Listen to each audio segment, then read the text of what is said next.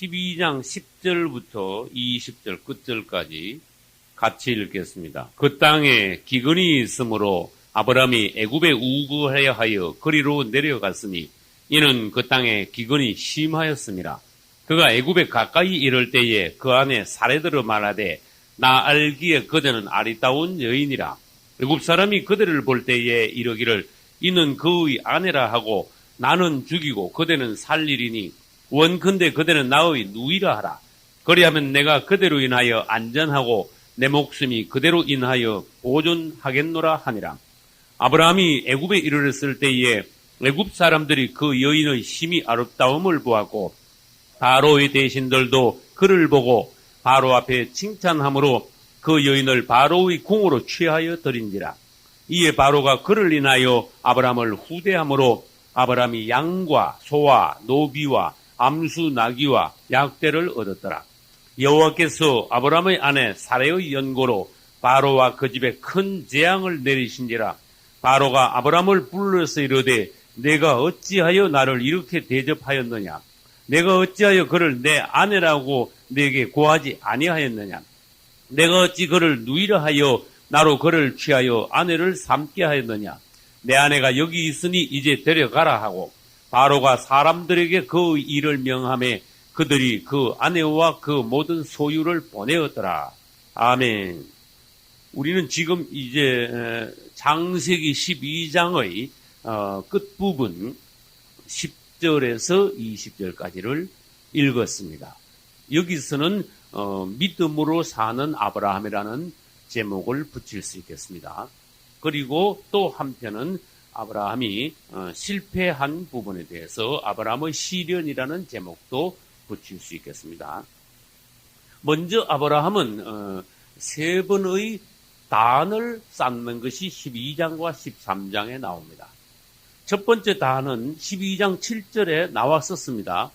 12장 7절 끝에 그가 자기에게 나타난 여호와를 위하여 그곳에 단을 쌓고 모래 상수리 나무 옆에다가 첫 번째 단을 쌓은 것이 12장 7절에 있습니다.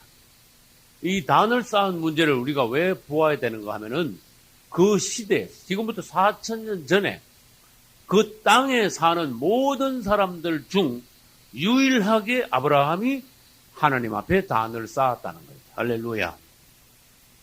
이것은 뭘 말하는가 하면 아브라함이 그 시대를 대표하는 인물이다. 그런 뜻입니다.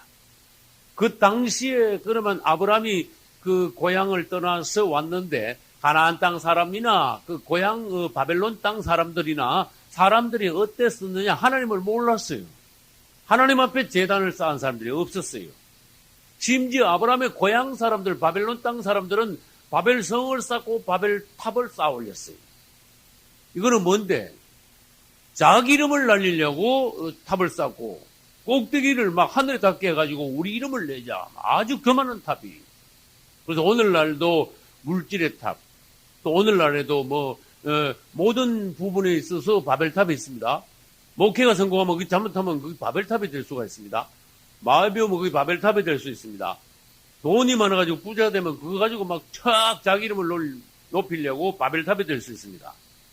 그러나 아브라함은 그런 세대에서 자기 이름이 아니라 주님을 위하여 제단을 쌓았어요. 할렐루야. 그 시대 유일하다 그런 뜻이에요. 오늘날 이 시대에서 우리가 이 시대를 대표할 수 있기 위해서는 내 이름이 아니라 그분의 이름을 높이기 위해서 뭔가 전심전력하면은 이 시대를 대표할 수 있는 하나님을 이 시대에서 기쁘게 드릴 수 있는 하나님의 종이 될 수 있어요. 할렐루야. 그러면 아브라함이 여기에서 이제 가나안 땅에 와가지고 하나님을 섬기는데 뭘 먼저 했는가 하면 장막을 먼저 치고, 맞죠? 그 다음에 장막 앞에 뭘 쌓고 단을 쌓고 그 다음에 뭘 했다? 여호와 이름을 불렀다. 여기 3단계예요. 장막을 치고 단을 쌓고 여호와 이름을 불렀다. 이것이 왜 중요한가 하면은 그 당시에 지구에 있는 모든 사람들 중 아브라함을 통해서만 하나님은 경배를 받아야 했다. 이런 뜻이에요. 오늘날 사람들이 교회 생활을 한다고 하지만 하나님을 경배하지 않는 수가 있습니다. 2000년 전에 유대교인들이 성전에 모여가지고 하나님을 경배한다고 하지만은 사실은 하나님은 그들을 통해서 경배받지 않았습니다. 왜 그러면 그 사람들의 중심에 하나님께 있지 않았기 때문이에요. 하나님의 어떤 중심에 관심이 없었기 때문에 그래요. 종교가 타락했었기 때문에 그래요.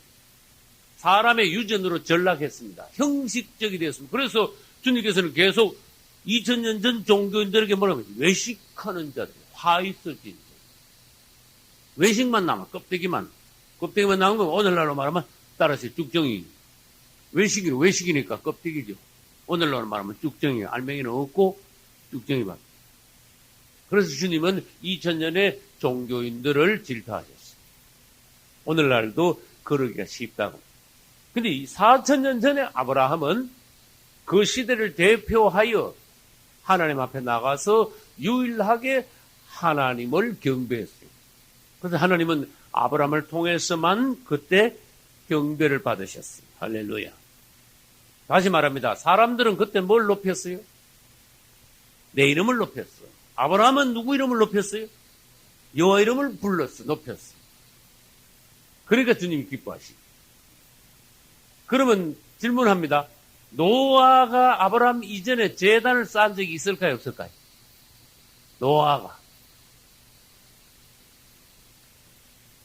노아가 제단을 쌓은 적이 있습니까? 그러면 언제 쌓았습니까?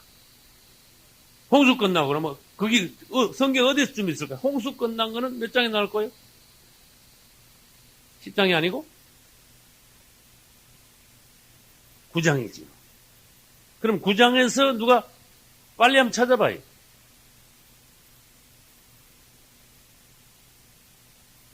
제단 쌓은 게 있나?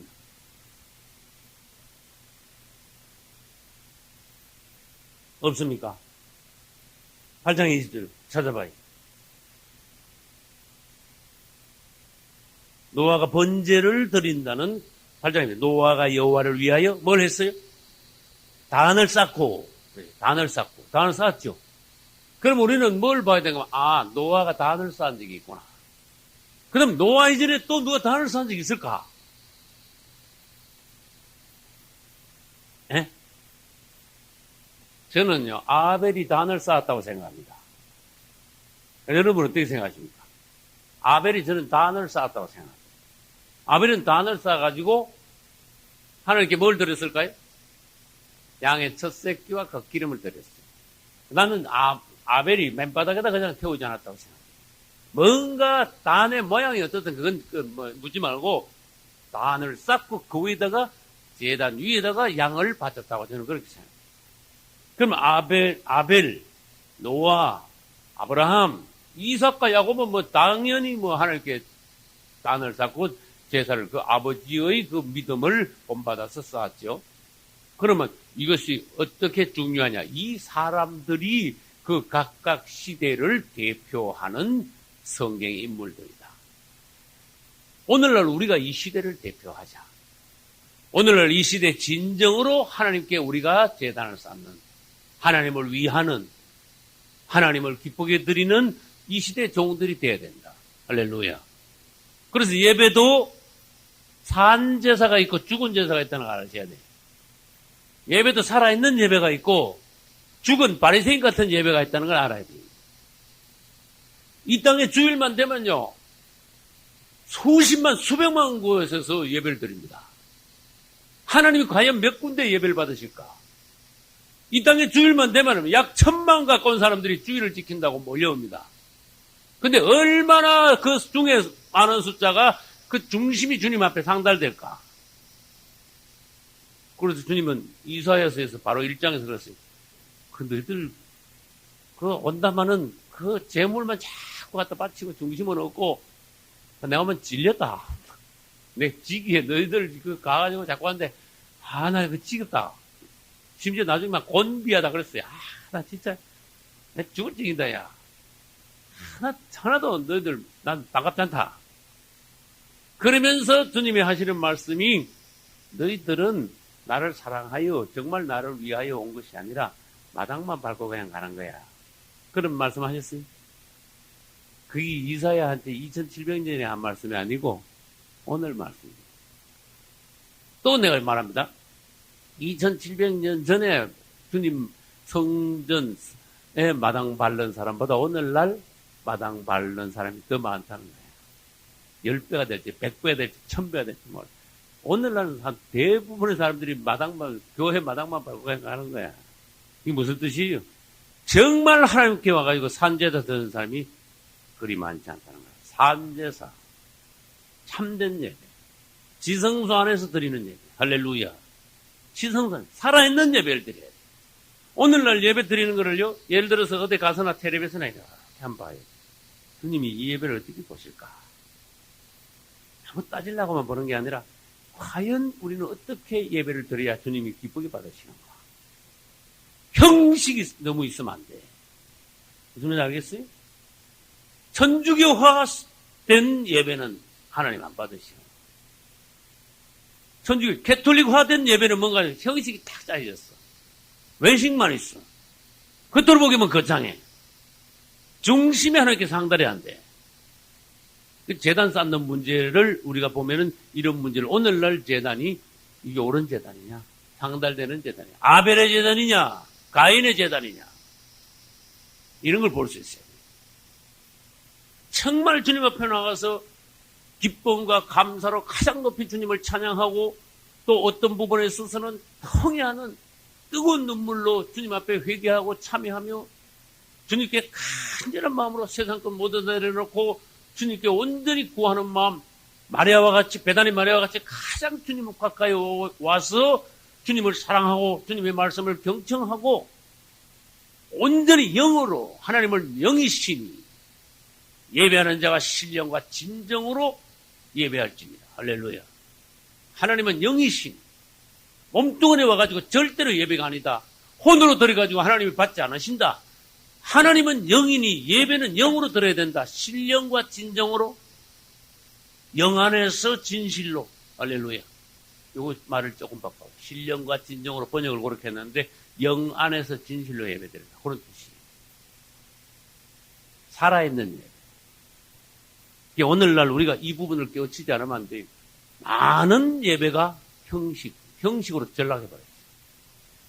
많은 예배가 죽었어. 2000년 전 바리새인 것 같아요. 오늘날 기독교가 굉장히 많은 부분이 로마 카톨릭화 했어. 안 그래도 하나님께 로마 카톨릭 굉장히 혐오하시는데 기독교가 자꾸 로마 카톨릭 따라가. 하나님 되기 싫어하시네. 살아있는 예배 드리시기를 예수 이름으로 축원합니다. 이제 아브라함은 제단을 쌓았는데 질문합니다. 제단이 뭡니까? 하고 사람들이 물으면 대답을 하셔야 돼요. 제단이 뭡니까? 그러면 어떤 사람은 가정제단 쌓는다 그래. 그럼 가정제단, 그럼 제단이 뭡니까? 그래 물어야 돼. 네? 가정제단. 아브라함의 제단. 아벨의 제단. 제단이라는 것은 하나님을 위하는, 하나님을 접촉하는, 하나님께 예배 드리기 위하여 정한 그러한 장소를 말해요. 구체적으로 말해볼까요? 구약시대 때 제단 쌓을 때는 돌로 쌓아라 그랬었어. 하나님이요. 돌로. 다듬지 않고 그냥 생긴 대로 해가지고 쌓아가지고. 그래서 구약시대 제단은 주로 돌이에요. 흙으로 쌓은 것도 없지는 않았습니다만은 주로 돌로 쌓았어요. 그러면 그 제단의 의미가 뭐냐? 거기서 하나님을 만난다는 거예요. 무슨 말인지 알겠어요? 제단에 가서 나는 하나님을 만나기 위하여 뭔가 장소를 정했다 이런 뜻이야. 하나님을 생각하고 그분을 만나기를 원했고 그분을 만날 수 있는 구체적인 방법을 만들어서 제단을 쌓고 제단을 쌓았으면 그냥 아니라 거기다 제물을 드리고 그분의 이름을 부르며 그분을 경배하고 그분을 기쁘게 해드리고 그분을 만나는 사람과 하나님의 접촉점이 제단인데 제단이 없으면 하나님과 사람이 만날 방법이 없어. 만날 장소가 없어. 제단. 그래서 제가 성막론 할 때 여러분에게 말씀드린 게 있어요. 제사의 3대 요소가 뭡니까? 한 거야. 제사의 3대 요소. 첫째, 제단. 둘째, 제물. 셋째, 제사장. 제사니까 제자가 세게 들어간 거예요. 재단 없이 아무 데서나 드리지 마라 그랬어요. 그래서 이방인들은 아무 데서나 드린다. 귀신을 아무 데서나 찾는다. 그럼 우리는 정해진 재단에 있어야 된다. 거기 가서 하늘은 다시 말해서 오늘날 신약적으로 말하면 너희가 영안이 너희의 재단이다. 할렐루야. 이거 볼 수 있어야 특별한 걸 본 거예요. 그래서 너희들 몸으로 드린다고 거기 너희들 재단이 아니야. 그건 이방인 방식이야. 귀신 섬기고 무당 들고 몸으로 전부 다 떼워. 한두 거 다 해버려 그냥. 그 너희들 혼으로 마음만 모았다고 그게 하나님께 제사 드린 게 아니야. 너희들 영 안에 들어가서 영으로 주님을 만나고 섬기는 것이 정말 네가 제단을 쌓은 거야. 너에게 제단이 있었던 거야. 넌 참 장소에 와서 제사를 드리는 거야. 할렐루야. 그래서 오늘날의 제단은 거듭난 성도들의 영 안이다. 영. 그 다음에 재물이 있어야 돼요. 그러면 질문합니다. 오늘날 진정한 재물은 어떻게 돼? 뭐가 진정한 재물이? 예수 그리스도가 진정한 재물이고, 두 번째, 내가 또 진정한 재물이다. 그래서 너희 몸을 하나님이 기뻐하시는 뭘로 드리라? 산 제사로 드리라는데 원어는 산 제사가 아니고 산 뭐다? 원어는 산 제사가 아니고 산 제물이. 너희 몸을 하나님 기뻐하시는 산 제물로 드리라. 할렐루야. 그것이 바로 영적 예배니라. 그래서 영 안에서 드리되 우리 자신을 하나님께 온전히 드리는 거야. 그럼 베다니 마리아는요, 영 안에서 자기 자신을 완전히 주님 앞에 드린 그러한 그 시간이었어요. 그래서 신약 시대에서 베다니 마리아만큼 참 제사를 드린 사람이 드물다는 거야. 말하자면 몇 사람 안에 들어가. 베다니 마리아 그만큼 훌륭한 제사를 드렸어. 뛰어난 제사를 주님께 드렸어. 주님이 베다니 마리아를 통해서 제일 기쁜 제사를 받으셨어. 할렐루야. 그래서 오늘날 예배 드리러 오면은 주님, 제가 베다니 마리아 같이 예배를 드릴 수 있다면 그것이 저의 소원입니다. 제가 최소한 베다니 마리아를 다 함께 따라가게 하소서. 어떤 사람은 성막으로 말하면 성막들 바깥에서 그냥 쳐다보고 그냥 이렇게 한 고개 숙이고 끄떡하고 가는 사람이 있고, 떨어와서 얼진을 쳐다가는 사람이 있고, 그러나 들어가는 사람은 성소 안에까지 들어가지만은 베다니 마리아는 사실 정말 지성소에 있었어요. 베다니 마리아는 지성소에 있었다. 거기에서 진정한 제사를 하나님께 드렸다. 베다니 마리아의 그 모든 것은 그 시대의 베다니 마리아가 여자지만은 대제사장이라는 뜻이야. 여러분 그걸 아셔야 돼요. 최고로 깊이 들어간 주님 가까이 간 주님을 가장 기쁘게 해드린 가장 적극적으로 주님을 섬긴 대제사장격이야. 베다니 마리아는. 할렐루야. 그래서 예배가 어떤 것이 진정한 예배냐, 이것을 성경을 통해서 알아야 됩니다. 그 시대에 아브라함은 장막을 치고 단을 쌓고 여호와 이름을 부르는데 이 아브라함이 하나님을 참 진정으로 중심에서 그분을 섬겼어요. 그 시대를 대표했어요. 아브라함 말고 다른 사람 앞만 쳐다봐도 하나님 앞에 나오는 사람이 없어. 하나님을 생각하는 사람이 없어. 하나님을 위하거나 그분께 제물을 가져와서 주의 이름을 부르는 사람이 그 당시에 없었어. 그래서 아브라함이 그 시대를 대표했다는 거예요. 그래서 오늘날도 이 시대를 대표할 수 있는 진정한 예배를 드려야 된다는 뜻이에요. 여러분들이. 이 예배를 회복해야 된다는 뜻이에요. 그래서 우리는 이 시대의 제사가 하나님께서 보시기에 어떠한가, 이 실태를 여러분은 파악하지 않으면 안 됩니다. 진정한 실태입니다.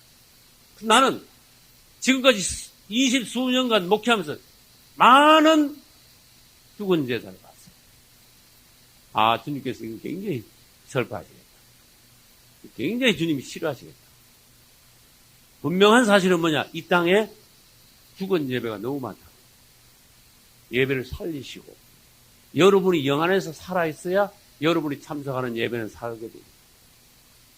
나중에 기회가 있으면 말씀드리겠습니다만은 오늘날의 예배 방식이 있죠. 주일 예배, 저녁 예배, 수요일 예배 방식이 너무 천주교화 돼가지고 너무 형식화 돼가지고 격식에 묶였어. 성령이 역사하실 수 있는 기회가 잘 없어. 성령을 해방시켜야 돼. 할렐루야. 그분이 일이 역사하실 수 있도록 해야 돼. 왜냐? 초대교회 때는 그렇게 했어요. 초대교회 때는 순서가 없었어요.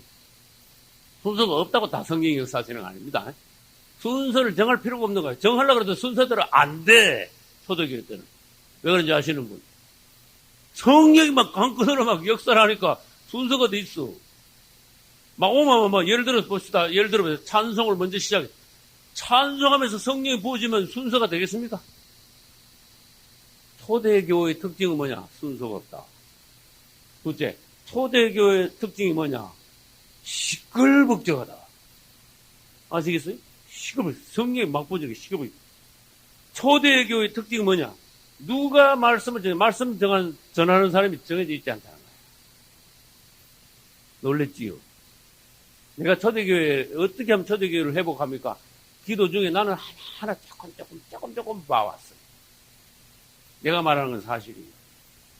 성령의 역사하심으로 이게 예배가 진행이 어떻게 될지 몰라. 완전히 성령 안에서, 100% 성령 안에서 예배를 드는 거예요. 그게 산제산. 그래서 사람들이 갈수록 예배를 어떻게 해놨어? 딱 짜놓은 거야. 땡! 해가지고, 그 다음에 탁 나가야 대표가 되고, 그 다음에 탁 읽고, 그 다음에 성가대 쫙 하고, 그 다음에 말씀 딱 읽고, 그 다음에 뭐야? 설교 딱 들어가고, 그 다음에 마치면 뭐야? 헌금 딱 하고, 성가대가 또 쫙 하고, 그 다음에 축도나 뭘로 딱 맞추고. 말하자면 99%가 딱 정해졌어. 여러분들이 우리 예창교회 온다면 뭐가 없는 걸 봐야 되는가 하면 주보가 없다는 걸 보셔야 돼요. 첫째, 돈이 아까서 안 만들었고, 둘째, 만들어봐야 순서가 없기 때문에 만들 필요가 없고. 무슨 말인지 알겠어요? 순서가 없어요. 그거 해야지. 할렐루야. 그렇다고 해서 내가 우리 예창교회 예배가 하나도 없고 대단히 난 자랑하진 않습니다. 그분이 뭔가 하실 수 있도록 우리는 형식에 얽매이지 말자. 사람이 정한 어떤 순서대로 하지 말자. 여러분, 성령이 역사만 하려니까 땡 하고 대표가 들어가 버리고, 주님이 좀 하려고 그러니까 땡 하고 그 다음에 성경 읽어버리고. 이 성령이 일하실 수 없는 기회를 도무지 안 드리니까 예배가 뭘로만 흐르는 거면 형식으로만 흐르는 거야. 짜놔버렸어, 사람이. 그게 천주교식이라는 거야. 그게 누가 만들었어? 천주교에서 만든 게 교회에 흘려 들어온 거야. 여러분, 그거 분명히 아셔야 돼요. 기독교 처음부터 초대교회 때부터 그렇지 않았다는 거야. 그래서 우리는 오늘날 회복해야 되는 게 뭐냐? 여러분이 하나님의 종들이라면 정말 산제사는 뭐냐? 이 관심을 두셔야 돼요. 내가 인도하는, 예를 들어서 내가 개척을 하면 난 초대교회를 회복하겠다. 난 이게 목표다. 이걸 여러분들이 염두에 두시고 이 시대를 주도하는, 대표하는 종으로서 목회를 하셔요. 할렐루야. 그래서 제단이란 뭐냐? 하나님을 위한 것입니다. 하나님을 만나는 장소입니다. 하나님께 제물을 드리는 장소입니다. 그곳에 가야 하나님을 만날 수 있습니다. 하나님과 사람의 접촉점이 제단입니다. 그래서 제사의 3대 요소 중 첫 번째 제단이 있어야 됩니다. 제단이 없으면 아무것도 어떻게 예배 제사 자체가 되지 않나. 그 다음에 두 번째 제단을 쌓은 것은 12장 8절에 나옵니다. 봅시다. 12장 8절. 거기란 말은 세겜 땅 모래 상수리 나무 옆에서 그런 뜻이에요. 6절에 있는. 그럼 8절에 가봅시다. 거기서 베델 동편 산으로 옮겼대. 아브라함이. 거기서 다시 장막을 쳤는데, 베델 동편에 갔으니까 이제 아브라함이 있는 서쪽이 베델이 되고 동쪽은 아이라는 장소가 됩니다. 그곳에서 여호와를 위하여 다시라고 써야 돼. 다시 단을 쌓고 여호와 이름을 부르더니 그랬어요. 그래서 아브라함은 뭐냐? 옮기는 데마다 참 제사를 드려. 진정한 제사. 하나님께 늘 제단을 건축하는 것을 우선으로 했다. 할렐루야. 그 다음에 세 번째, 13장 8절을 한번 가보겠습니다. 아브라함이 롯에게 이르되, 13장 8절에 18절. 아브라함이 이 아브라함이 장막을 옮겨 헤브론에 있는 마므레 상수리 숲으로 이르러 거하며 거기서 여호와를 위하여 뭘 쌓았어요? 단을 쌓았다. 이게 세 번째 제단이에요. 그럼 첫 번째 제단은 가나안 땅에 들어와서 쌓았고, 두 번째는 가나안 땅에 들어와서 이사를 한번 했습니다. 베델 동편으로 이사를 가가지고 거기서 쌓았고, 그 다음에 세 번째는 롯이 아브라함을 떠난 후에 헤브론 땅 마므레 상수리 숲에 가가지고 거기서 다시 세 번째 단을 쌓았습니다. 아브라함은 특징이 뭐냐? 옮길 때마다 단을 먼저 쌓는 거야. 할렐루야. 오늘날 믿음 생활, 예배 생활을 철저히 한 아브라함이다. 할렐루야. 그러면 제단을 쌓기 전에 뭐 했다 그랬어요? 여기 한번 봐요. 칠판을 봐요. 제단을 쌓기 전에 뭘 먼저 했다? 장막을 먼저 쳤다. 요거 여러분들이 주의하셔야 돼요. 장막을 먼저 쌓고 장막 앞에 그 다음에 단을 건축했다. 장막도 말하자면 건축했다고 말할 수 있고, 제단도 장막을 치다 이렇게 말하죠. 장막을 세우다 이렇게 말하죠. 사실은 장막을 건축했다는 것이 원문에 가장 가까워요. 건축하다. 제단도 쌓는다고 말하지만 사실은 가장 원문에 가깝게 하려면 제단도 건축하는 거예요. 오늘날 이 사는 집 짓는 거를 염두에 두지 마시기 바랍니다. 제단을 건축했다. 주님을 위하여 뭔가 이렇게 이루는 걸 말해요. 장막을 먼저 쌓았어요. 이 아브라함의 장막이 보기에는 되게 흐름합니다. 왜 그럴까요? 그 옛날에 뭐 기술이 있습니까? 그 재료가 좋습니까? 짐승 가죽 그냥 해가지고 양이지 주로. 맞죠? 양 잘하면 소가죽도 나올 수 있겠습니다만은 양, 염소 이런 가죽이 맞습니까? 덕지덕지 한 걸 억지로 꿰매는 거야, 이렇게. 4,000년 전에 개봉틀이 있습니까? 사람 손으로 얼기설기 해가지고 무조건 잡아매는 거야. 그래서 이 텐트를 장막을 쳐놓으니까 이게 먼 데서 보면 얼마나 흐름한지 몰라. 옛날, 지금으로 말하면 빈민들이 사는 그런 텐트보다 더 못할지도 모른다. 그러나 하나님께서 보시기에는 특별한 장소예요. 놀라운 장소예요. 왜 그런가 하면은 그 장막이, 텐트가 보기는 흐름해 보이지만 그 앞에 단이 있기 때문에 그래요. 할렐루야. 우리가 아무리 흐름해 보이는 사람들 우리를 어떻게 보더라도 우리가 항상 제단 앞에 있는 사람, 항상 예배 생활하고 신앙생활 하는 사람이라면은 우리 자신이 특별해. 우리는 오늘날 이 몸이 장막이라는 걸 알아야 돼. 이 장막을 떠날 때, 할렐루야. 이 몸이 장막이야. 그리고 우리는 항상 어디에 있어야 되느냐? 우리 앞에 단이 있어야 돼. 예배 생활을 끊이지 않아야 돼. 항상 어디를 가든지 우리는 단을 건축해야 돼. 그리고 장막은 아까 이게 치다, 세우다, 건축하다 했지. 장막은 치기도 하고, 세우기도 하고, 건축하기도 하고, 그 다음에 장막은 장막을 짓다. 이렇게도 표현해요.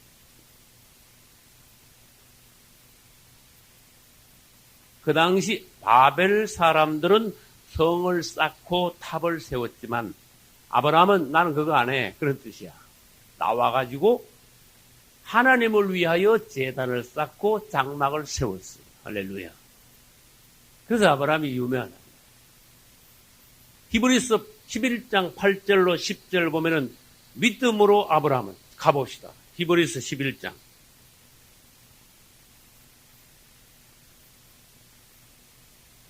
몇 절에 그랬죠? 8절부터 쭉 봅니다. 믿음으로 아브라함은 부르심을 받았을 때 순종하여 장래 기업으로 받을 땅에 나가서 갈 바를 알지 못하고 나갔으며 믿음으로 저가 외방에 있는 것 같이 약속하신 땅에 우거하여 동일한 약속을 유업으로 함께 받은 이삭과 야곱으로 더불어 어디 거했다? 여기다 밑줄을 한번 쳐봐요. 이삭과 야곱으로 더불어 장막에 거했다 이래놨어요. 아브라함은 항상 장막 생활을 했습니다. 이 장막 앞에는 항상 뭐가 있었습니까? 제단이 항상 있었습니다. 그래서 아들, 손자까지 합쳐서 그 장막에 아들도 살고 이제 손자도 살게 되는 거야. 이게 몇 살까지 누가 같이 살 그런 거 따지지 말고 아들, 손자, 쭉 가족이 대대로 살면서 그 장막에서 주님을 위한 제단을 쌓고 신앙생활을 했다. 믿음 생활을 대대로 이어갔다. 그러니까 그 땅에서는 하나님이 쳐다보면 한 군데밖에 안 보여. 그 땅에서. 땅덩어리 전체에서 하나님의 눈으로서 아무리 둘러봐도 하나님이 눈길이 가는 곳은 한 군데밖에 없어. 어디? 아무리 장막 그거 하나밖에 안 보여. 다른 건 전부 다 비기 싫어. 맞아요? 아무도 부르는 데가 없어. 그렇게 하나님이 기는요, 아무데도 뭐 기울일 필요가 없어. 뭐 불러야지, 기울이. 보이는 것은 그 당시 땅덩어리에서 아브라함의 장막만 보이고, 기는 아브라함이 하나님이 부르는 그 소리밖에 안 돼. 다른 건 아무것도 없어. 다른 사람 다 죽은 사람. 오늘날 어떠냐? 여러분이 이 시대의 아브라함이 될 수 있다는 거예요. 살아있는 정말 진정한 오늘날의 제사장으로서 오늘날의 베단의 마리아와 같이 여러분이 주님을 섬길 수 있다는 거예요. 할렐루야. 그래서 아무리 흐름해 보여도 아브라함의 장막은 하나님의 집이야. 할렐루야. 말하자면 오늘날로 말하면 교회라니까. 그만큼 훌륭한 거라니까. 그래서 하나님께서 이 장막이 얼마나 귀하냐. 이 제단을 쌓고. 저는요, 감사한 게 여러분이 좀 오해하지 말고 잘 들어주셔야 돼요. 테이프가 국내외에 막 퍼졌는데 전화가 와가지고 미국에서요. 여러 사람이 그래요. 목사님, 제가 다음에 한국에 나가면은 예찬교회를 방문하려는 목적으로 한국에 가겠습니다. 그러더라고요. 아, 난 감사하고. 주님 안에서 이렇게 뭔가 은혜를 같이 받고 하나 된 분들이 있으니 나는 시골에서 목회해도 주님 보람이 있습니다. 내가 살아있는 한 하나님의 말씀을 살아있는 정말 하나님이 기뻐하시는 말씀을 계속해서 내가 말하자면 깊은 곳에서 나오는 생수를 퍼내듯이 연구하여 이 많은 이들에게 갈급한 이들에게 내가 시원하게 먹일 수 있는 그런 종이 되게 하소서. 나의 남은 생에 내 유일한 소원입니다. 할렐루야.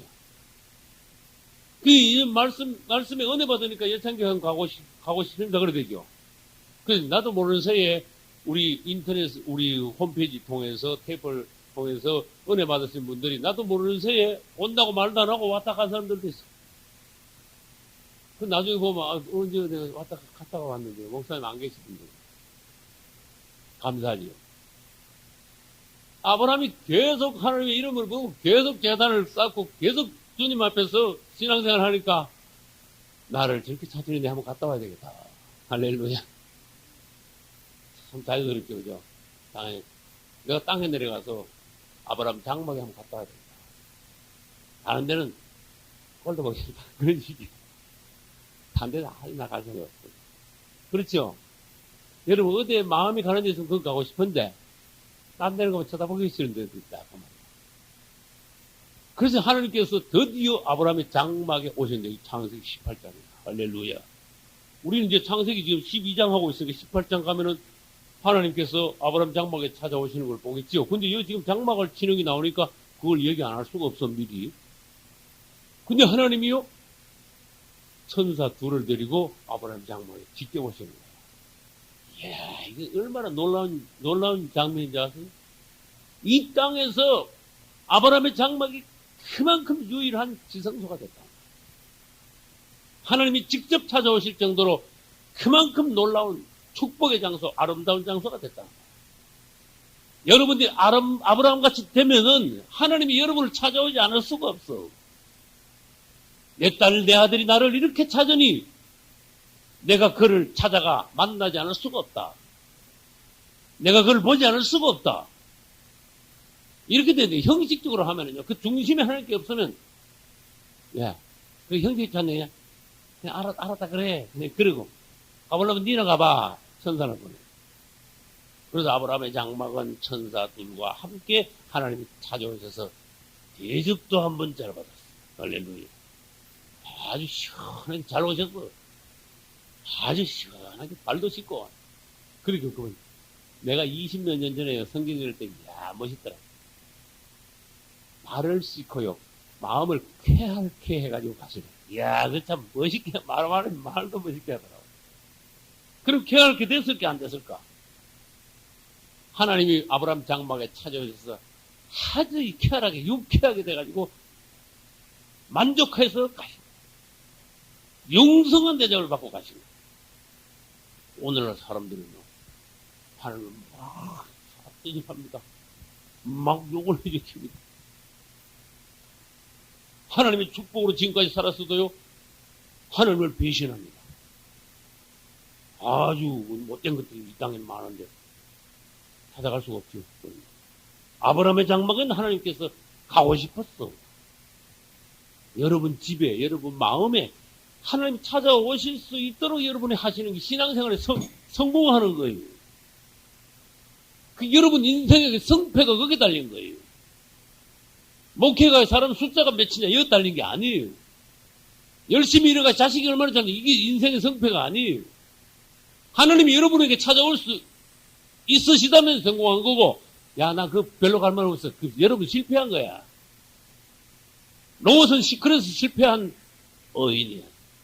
롯을 성경에서 신약에서 의인이라 해놨는데 앞에다가 붙이면 실패한 의인 롯이야. 맞죠? 우리 롯에 대해서도 앞으로 롯이 나오니까 창세기에서 안 볼 수가 없습니다. 그러니 장막이 얼마나 중요하냐? 바벨 사람들은 사람들의 이름을 높이려고 아주 못된 성과 탑을 쌓았지만 아브라함은 장막 치고 제단을 건축함으로 하나님의 마음이 거기 있고 하나님이 그곳을 통하여 위로를 받았다. 할렐루야. 그래서 창세기 18장과 19장을 여러분들이 집에 가셔서 비교해서 읽으시기 바랍니다. 비교해서 읽으시기. 그 다음 아브라함의 장막이 왜 또 중요한가 하면 아브라함의 장막이 여기다 써보겠습니다. 이거는 성막론 할 때 했습니다. 장막이 발전하면 뭐가 된다? 그렇게 대답을 해봐요. 장막이 발전하면 뭐가 된다? 성막이 된다. 이렇게. 성막이 발전하면 뭐가 된다? 예? 성전이 된다. 이렇게. 성전이 나아가면 뭐가 된다? 그렇지. 교회가 된다. 모든 교회의 장막, 성막, 성전, 교회의 결론은 무엇이 된다? 새 예루살렘이 된다. 이게 성경 창세기에서 계시록까지 다 본 거예요, 말하자면. 그래서 이런 거를 세분화해가지고 아주 부분 보는 것을 우리는 교회론이라고 해요. 교회론. 그래서 아브라함의 장막이 이만큼 중요하다는 거야. 교회가 여기서 시작된 거야. 말하자면. 장막 앞에는 제단도 있고 여호와 이름을 불렀으므로 아브라함의 장막은 하나님께서 보시기에 엄연한 교회예요. 그리고 정식으로 이건 장막은 여기다 써야 됩니다. 누구의 장막? 아브라함의 장막. 그 다음에 성막은 누가 건축했어요? 모세의 성막. 이렇게 써줘야 돼요. 모세의 성막은 하나님께서 더 전진시켰어요. 구체적으로 아주 확실하게 주님께서 규격을 딱 맞게 재료도 말씀하시고 정말로 성막다운 성막을 하나님께서 건축하게 하셨습니다. 그 다음에 성전은 누가 건축했어요? 솔로몬. 이렇게 됩니다. 그러니까 솔로몬의 성전은 성막을 더 확대시킨 겁니다. 보완시킨 겁니다. 왜? 성막은 이동식이라 해야 되거든. 40년 동안 계속 어디를 다녀요? 광야를 40년 계속 이동하려니까 이동식 텐트라. 그래서 제가 성막론 1번 할 때 라디오 설교에서 뭐라 했는가 하면은 모세가 건축한 성막은 광야에서 하나님의 명을 따라 지은 이동식 텐트식 교회입니다. 이동 텐트식 그랬어요. 이동식 텐트 성전입니다. 이렇게 말했어요. 그 다음에 이거 성전은 이동됩니까? 안 됩니까? 이동이 안 되지요. 엄청나게 역사상 솔로몬이 지은 성전만큼 단일 건물에 돈이 많이 들어가는 전무후무가 없어.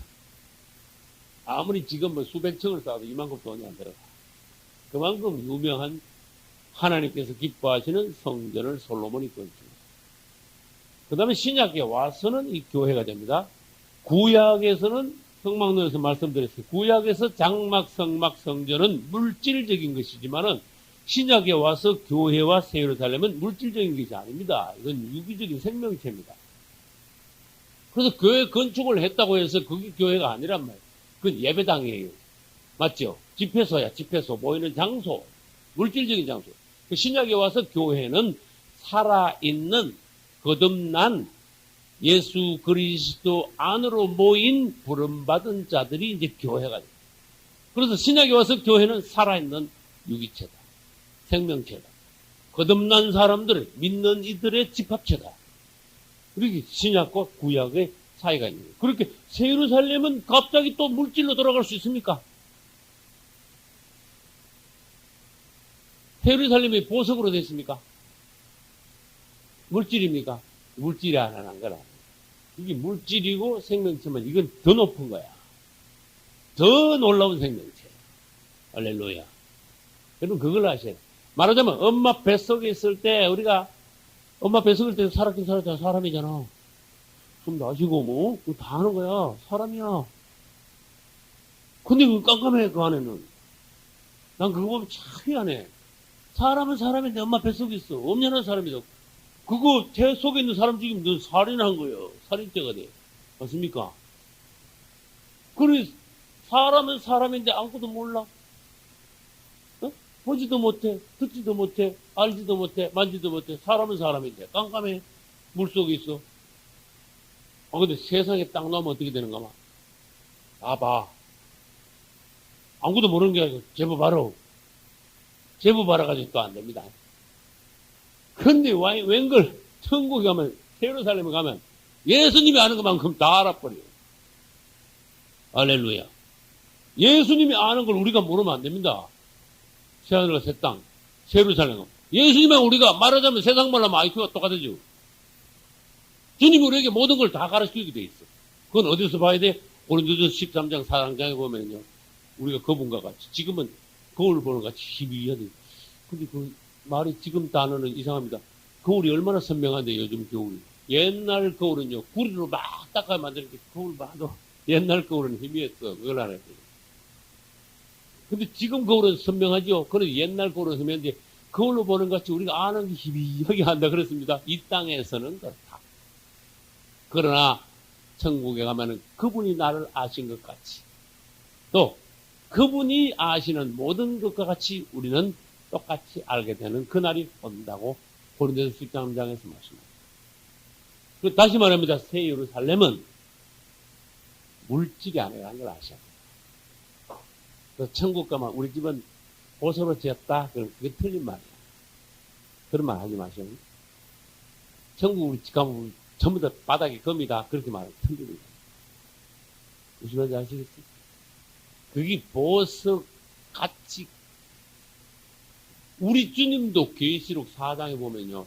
홍보석이 막 빛나는 것 듣다가 우리 주님은 보석이다. 이런 말하면 되겠어요? 곤란죠? 우리 주님은 보석이 아니에요. 보석 어떻게 표현이 안 되니까. 홍보석이 막 확 빛나는 거지. 보석이 막 놀라운 빛이 막 비치는 거지. 그렇게 표현을 그렇게 한 거예요. 어떻게 다르게. 요한님이, 사도 요한님이 말을 할 수가 없네. 사람의 입으로. 그렇게 보석이 빛난다는 것처럼. 새 예루살렘도 보면은요, 금, 진주, 보석으로 되어 있어요. 그러나 그게 진짜 금이고, 진짜 보석이냐. 이 땅에 있는 보석을 그걸로 가져갔냐? 그게 아니라는 거예요. 살아있는 유기체, 생명체라는 걸 아셔요. 이렇게 알면 여러분들이 성경을 굉장히 높은 차원에서 새로 알게 됩니다. 그래서 이게 이제 장막을 하다 보니까, 예문으로 말씀을 드리게 됐습니다. 그래서 아브라함은 장막을 쳤으니까 땅에서 하나님을 만날 수 있는 사람이 되었어요. 그러면 제단을 쌓아가지고 하나님을 거기서 만난단 말은 원래는 하나님은 하늘에 계시는데 제단을 쌓아놓으면 할 수 없이 그게 제단에 하나님이 내려오셔야 돼요. 아브라함의 장막에 하나님께서 어떻게 하셨어요? 내려오셨어요. 그게 놀라운 거예요. 장막이나 제단은 하늘에 계신 하나님을 모셔 내려오는 장소야. 그래서 놀라운 거예요. 그래서 진정한 제단, 진정한 장막이 있는 곳에 하나님이 내려오십니다. 거기서 사람을 만나기 위하여, 그곳에서 참 제사를 드리는 사람이 있다면 그곳에서 하나님은 사람을 만나 주시기 위하여 내려오시게 되어 있습니다. 그럼 성막에 하나님이 내려오셨습니까? 안 내려오셨습니까? 성막에 하나님 내려왔단 말이 어디 있습니까? 그걸 물으면 안 되지요. 성막에 하나님이 내려오셨습니까? 안 내려오셨습니까? 내려오셨다. 그러면 그게 어디 있는데요? 그럼 물으면. 출애굽기 40장에 보면 성막을 다 건축하고 난 뒤에 성막 위에 무슨 현상이 벌어졌어요? 막 사람들이 도저히 상상도 못할 정도로 막 하나님의 영광이 성막 위를 막 덮어버렸어. 하나님이 형상으로 막 큰 거인같이 막 내가 여기 있다 그렇게 내려오신 거 아니라니까. 하나님이 임재하셨을 때 뭐가 있어요? 하나님의 영광이 거기 있는 거야. 하나님의 영광이 뭡니까? 하나님의 임재야. 하나님의 나타나십니다. 그걸 하나님의 영광이라고 성경에서는 표현하는 거예요. 그 다음에 솔로몬이 성전을 건축했을 때 하나님의 영광이 그 덮었어 안 덮었어? 그걸 덮은 거야. 여러분 위에 하나님의 영광이 있다면은 여러분은 참 성전, 여러분 자신이 참 성전이 된 거고, 아니면 세상에서 나오지 못하고 또 나이롱이고 발바닥 신자고 엉터리고 쭉정이라면 여러분 위에는 하나님의 영광이 덮일 수가 없다는 거예요. 그래서 여러분 자신이 오늘날에는 살아있는 교회 참성전이 되어 있어요. 할렐루야. 그래서 정말로 아브라함의 장막에는 하나님을 끌어내렸잖아. 다시 말합니다. 요 교회 앞에 사실은 뭐가 있어야 되는가 하면은 예수 그리스도가 있어줘야 돼. 예수 그리스도가 성전 구약시대 때는 물질적인데 신약시대 때 와서는 예수 그리스도가 살아계신 하나님의 성전이. 할렐루야. 그분이 하나님의 영광이 있었어요, 없었어요? 영광이 덮였어요, 안 덮였어요? 덮였어요. 충만했죠. 그러니까 그분 안에는 살아계신 성전이니까 그분 위에는, 그분 안에는 하나님의 영광이 충만해. 예수님이 이 땅에 내려오셨는데 하나님이 따라서 오셔야 되는 거야. 아브라함의 장막에 하나님이 오신 것처럼. 예수님 위에, 예수님 안에 하나님이 같이 오셔야 돼요. 그래서 다시 말합니다. 이 땅의 진정한 장막, 제단은 하나님을 하늘에서 땅으로 모셔 내려오는 곳이다. 그래서 여러분 자신이 오늘날 하나님을 모셔 내려와야 돼. 내가 네 안에 와서 거하리라. 그런 뜻이에요. 내가 네 안에 거하고 너는 내 안에 거하라. 이랬어요. 그래서 주님이 여러분 안에 오셔야 돼. 여러분 찾아오셔야 여러분은 아브라함의 장막과 같은 성도가 됩니다. 할렐루야. 그 다음 특이한 성경을 한번 찾아보겠습니다. 요한복음 1장 14절 같이 읽겠습니다. 말씀이 육신이 되어 우리 가운데 거하심에 우리가 그 영광을 보니 아버지의 독생자의 영광이요 은혜와 진리가 충만하더라. 아멘. 요 아주 특이한 장막을 말씀할 때, 교회론을 할 때, 아브라함 장막을 할 때 요거 우리가 같이 봐야 돼. 말씀이 육신이 됐다. 말씀이 뭐예요? 말씀이 요한복음 1장 1절에 말씀이 있습니까? 없습니까? 태초에 뭐가 계시니라? 말씀이 계시니라. 이 말씀이 하나님과 함께 계셨으니 말씀이 계셨대. 말씀이 물건이 아니라는 거예요. 어떤 사물이 아니라는 거예요. 왜? 말씀이 계셨으니까. 할렐루야. 말씀이 계셨어. 계셨으니까 사물이 아닙니다. 말씀이 인격체입니다. 이 말씀이 누구하고 같이 계셨다? 하나님과 같이 계셨으니 이 말씀이 곧 누구다? 점점 더 깊이 들어가는 게 더 놀라운 거예요. 읽을수록. 말씀이 계셨다. 하나님과 같이 계셨다. 사실은 그 말씀이 바로 하나님이다. 아이고, 어려서 잘 모르겠다. 그럴 수도 있어. 그분이 그분이시다. 할렐루야. 그렇게 간단하면 돼. 그분이시오. 그러면 되는 거예요. 아시겠죠? 자꾸 머리 굴러봐야 머리는 여러분이나 내나 머리 안만 굴러봐야 그것은 나올 거 하나도 없어. 아멘. 그분이시다. 아멘. 이러면 되는 거야. 그래도 엉뚱한 사람들은 머리를 막 굴리고 막 쪼개고 이러다가 엉뚱한 데 나가버리는 거야. 그래서 헷갈리는 소리 자꾸 하고 자기가 시큰짓기로는 자기가 시키는 소리도 무슨 소리를 내가 짓겠냐 모르고 남도 막 헷갈리게 만들고 뒤죽박죽 교리를 뒤죽박죽 만드는 거야. 말씀은 곧 하나님이다. 할렐루야. 말씀이 곧 그분과 함께 계신데 그분이 하나님이에요. 근데 따지고 보니까 그 말씀이 나중에 육신이 되어 오셨대요. 그런 말씀이 예수님이네. 할렐루야. 그 1절에서는 하나님과 함께 계신데 그분이 말씀이 하나님이라고 그랬는데 이 하나님이신 말씀이 14절에 보니까 뭐가 됐대요? 육신이 됐대. 야, 이건 점점 더 요한복음이 굉장히 깊은 겁니다. 사복음서에서 요한복음만큼 깊은 책이 없다는 거예요. 말씀이 육신이 됐대. 예수님이 이 땅에 오신 것을 다른 말로 표현하기를 뭐라고 표현했다? 말씀이 육신이 되었다. 다시 말해서 하나님이신 예수님, 그분이 육신을 입고 이 땅에 사람의 눈으로 보일 수 있도록 나타나셨다. 할렐루야. 그분이 누구냐? 하나님의 아들이다. 그리고 또 누구냐? 하나님의 아들이다. 또 누구냐? 하나님이시다. 맞습니까? 하나님의 아들이다 그러면 내가 전에도 말했어요. 사람들이 예수님을 하나님의 아들이다 그러면 아멘. 그런데 그분이 하나님이야 그러면 잘래. 예수님 우리 왕이야. 당연히 우리 왕이지요. 만주의 주야. 하나님의 아들이자. 뭐 계속 아멘이야. 근데 예수님 우리 아버지야 그러면 예? 잘래. 예수님 우리 아버지를 그러면 그 도무지 아니지요. 하나님의 아들인데 어떻게 우리 아버지는 하나님이 우리 아버지고 예수님은 그 아들입니다. 그것도 맞는 말이에요. 근데 또 다시 말해서 그분이야. 그것도 머리를 또 돌리면 안 돼. 여기서 아멘 이러면 끝나는데 여기서 또 머리를 굴리고 막 짜면은요 여러분들 완전히 밑으로 떨어져 버립니다.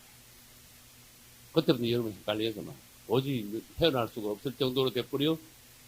그럼 여러분들은 불행합니다. 우리 예수님은 하나님의 아들이면서도 한편은 뭐다? 하나님 자신이시다. 그분이 말씀이신 그분, 하나님이신 그분이 1장 1절에서 14절에 가니까 뭘 입고 이 땅에 오셨다? 육신을 입고 이 땅에 나타나셨어. 나타나실 때는 내가 하나님이야 그래 말할 수가 없어. 왜? 육신을 입고 나타났으니까 하나님의 아들 또는 사람의 아들, 인자라는 표현으로 자기 자신을 나타내셨어요. 그렇지만 그분의 실체는 뭐냐? 하나님이시오.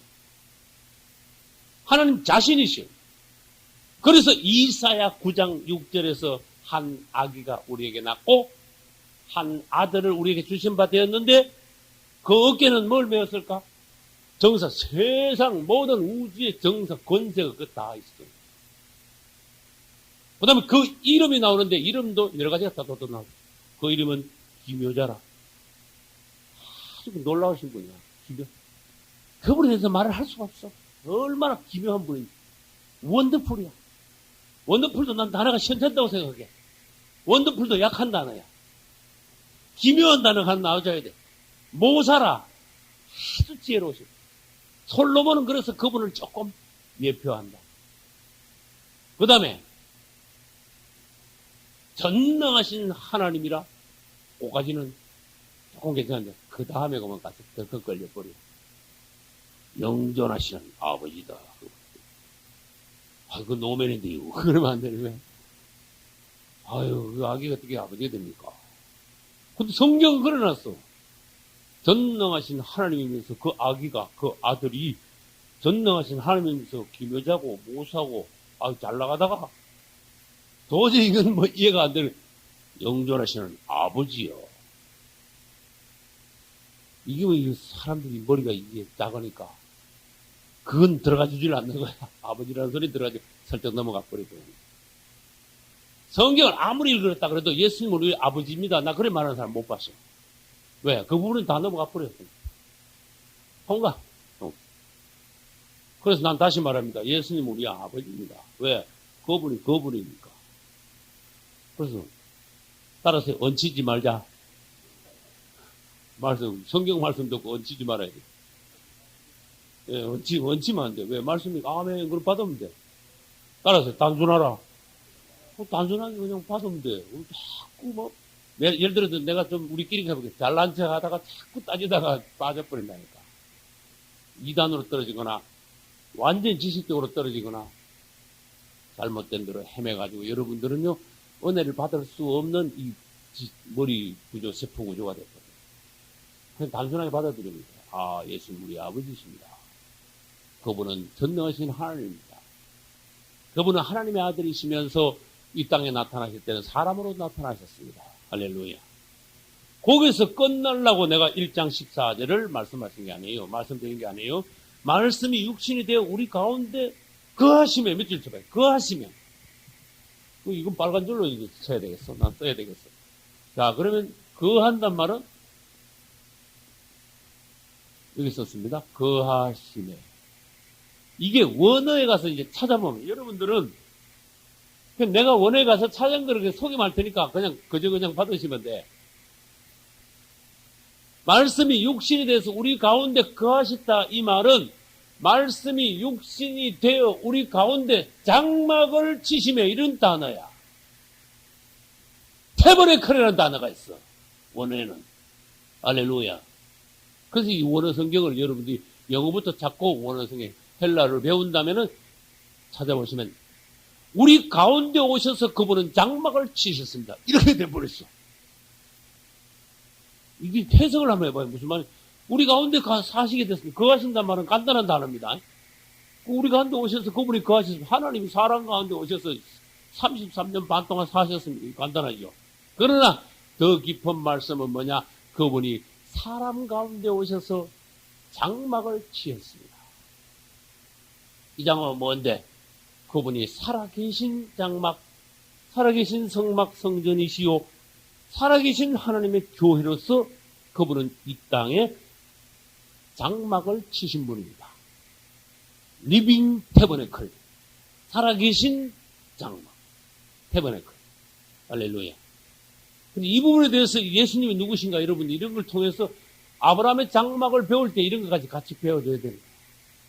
그리고 온 성경을 창세기에서 계시록까지 여러분들이 뭔가 이렇게 줄기를 조금 희미하더라도 봐 나갈 수 있어요. 그래서 자꾸 성경을 더 연구하면 부분이 더 상세하게, 더 자세하게 돼, 더 밝아져요. 그래서 하나님의 더 깊은 곳으로 하나님이 원하시는 그것을 자꾸 점점 더 깨달아가. 그리고 그 사람은 진리 안에서 밝은 사람이 돼. 그 사람은 무슨 말을 할 때 쓸데없는 소리 안 해. 하나님이 원하시는 정곡을 말해.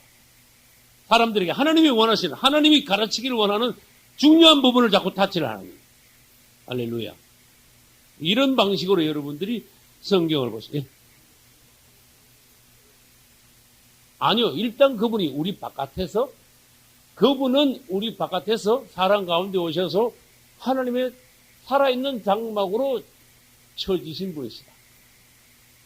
구약 때는 아브라함이 장막을 쳤고 모세가 성막을 건축하고 솔로몬이 성전을 건축했지만 이제는 신약에 와서는 예수님 자신이 살아계신 성막 성전으로 장막으로서 이 땅에 그분 자신이 하나님의 성막이시다. 참 성막 살아계신 성막이시다. 장막이시다. 그러면 우리가 예수 그리스도를 믿고 그분 안에 들어가면 우리 자신이 뭐지? 너희 몸이 하나님의 성전인 줄 모르는 이제 우리가 그렇게 되는 거예요. 예수님을 따라서. 그리스도를 모시면 그리스도가 우리 안에 들어오면 이제 우리가 그리스도를 모셨으니까 우리가 장막이 되는 거예요. 그래, 우리 몸, 처음에는 우리 바깥에서 장막을 치셨는데 우리가 예수 안에 들어가고 예수님 우리 안에 오시면은 그 다음 순서가 뭐예요? 우리가 되는 거예요. 그래서 내가 교회 이전에 뭐가 먼저 있었다? 그래서 교회 이전에 예수님이 먼저 계셨다는 거예요. 예수님이 이렇게 오셨고 그 다음에 우리가 예수 그리스도를 믿고 그분 안에 들어감으로써 우리 자신이 이제는 살아있는 유기체적인 생명 있는 교회가 됐다. 이제 건물이 아니다. 그 다음에 이제 말씀을 어디를 보는가 하면 아까 10절에서 20절까지 읽었는데 아브라함의 시련에 대해서 이제 보겠습니다. 그런데 시간이 많이 됐기 때문에 계량만 조금 하고 오늘 마치기로 하겠습니다. 아브라함은 하나님께서 부르실 때 순종했습니까? 안 했습니까? 순종을 했는데 온전한 순종은 아니더라도 결국은 순종하여 가나안 땅에 왔습니다. 그리고 가나안 땅에 와서 바로 크게 복을 받았습니까? 안 받았습니까? 바로 복을 못 받았어요. 심지어 아들 하나도 낳는데 몇 년 걸렸어요? 25년이나 걸릴 정도로 시련을 많이 받았고, 그게 하나님께서 축복의 그릇을 만들기 위하여 사람을 단련하신다는, 하나님께도 급하지만 하나님도 사람이 될 때까지는, 그릇이 될 때까지는 축복하실 수 없다는 거. 사람이 시간을 늦췄다는 거. 맞죠? 하란에서부터 갈대아 우르에서 떠나가지고 하란의 몸으로 민기적 시간 끌다가 하나님도 답답하게 시간을 그만큼 오래 끌다가 결국은 가나안 땅에 왔는데, 가나안 땅에 들어와서도 아브라함이 보니까 하나님이 이렇게 한번 시험을 하셨어요. 아유, 아직도 안 돼. 그러지. 조금 늦으니까 웬걸 바닥에 드러나 버렸어요. 그래서 아브라함을 통해서 정말로 그 축복의 아들을 낳기 위하여, 아브라함이 육이 살았을 때는 그 아들을 낳게 못하신 거예요. 육이 다 빠져나갈 때까지, 말하자면 옛사람이 전부 다 죽을 때까지, 완전히 거듭날 때까지, 구약적으로 말하면 할례를 받고 새 사람이 될 때까지 하나님은 기다릴 수밖에 없었어요. 그때까지 아브라함에게는 다사다난한 일들이 있었어요. 그래서 질문을 한 거예요. 가나안 땅에 들어오자마자 바로 복 받았습니까? 아닙니다. 이렇게 말해야지. 여러분, 예수 믿자마자 막 복덩어리가 막 펑펑펑 막 떨어졌습니까? 막 터졌습니까? 아니라는 걸 알아야 돼요. 여러분, 예수 믿자마자 예수 믿으니까 뭔가 잘 될 거다. 예수 믿으니까 나 복 주실 거다. 이런 개념 자체가 틀린 개념이란 말이에요. 왜? 사람이 얄팍해가지고 내가 주님 앞에 왔으니까 주님이 나한테 복을 주시겠지. 이거 순전히 상업적으로 예수 믿는 거예요. 너무 사람이 그래 얄팍하면 안 돼. 뭔가 바라고 하나님께 온 거야, 말하자면. 그분이 나 위하여 죽으셨고 나를 구원시켰다는 걸 안다면은 그분께 더 이상 바랄 수가 없는 거야. 내가 주님을 위해서 죽기 위하여 이제 그분께 나와야 되는 거야. 그래서 전도를 할 때 예수 믿으면 복 받아. 그런 소리 너무 많이 하지 마. 복 받는다 소리, 그 자꾸 잘못하면 어떻게 되는 거야? 외적인, 생활적인 복인 줄 알아, 사람들은. 근데 진짜 복은 받는데 영적인 복을 받는다는 것을 강조를 하셔야 돼. 예수 믿으면요, 나도 그랬지만 정말로 마음이 천국이 됩니다. 주님이 나한테 이건 완전히 밀물이 오듯이 평안을 주시더라. 하나하나 세상 것이 떨어지면서 나한테 참 기쁨을 주시는데 그 기쁨을 아무도 몰라. 내가 성경 읽을 때 그분이 나를 팍 성령으로 덮어줄 때 그 놀라운 기쁨, 그 천국 안에 있는 아주 지성소에 있는 그런 느낌은 사람들이 모르는 거야.